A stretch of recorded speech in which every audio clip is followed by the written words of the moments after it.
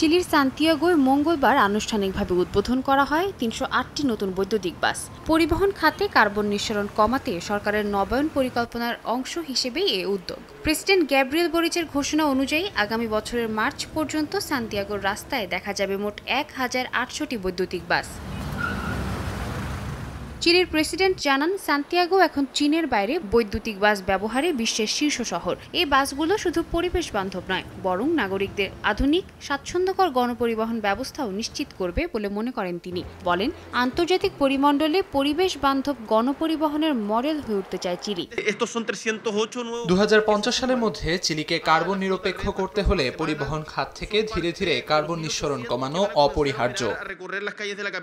Chilli সরকারের উদ্যোগকে ইতিবাচক হিসেবে দেখছেন নগরবাসী। তাদের মতে, দীর্ঘদিন ধরে বায়ু দূষণে ভুগছে সান্তিয়াগো, তাই দূষণমুক্ত ও টেকসই পরিবহন ব্যবস্থায় বৈদ্যুতিক বাসের ব্যবহারের বিকল্প ছিল না। নতুন বাসে যাতায়াতে যেমন আরাম, তেমনি পরিবেশের দূষণ কমবে।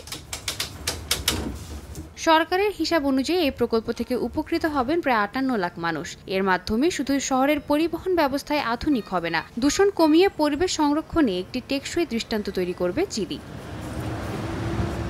সাদিয়া তাসনিম, সময় সংবাদ।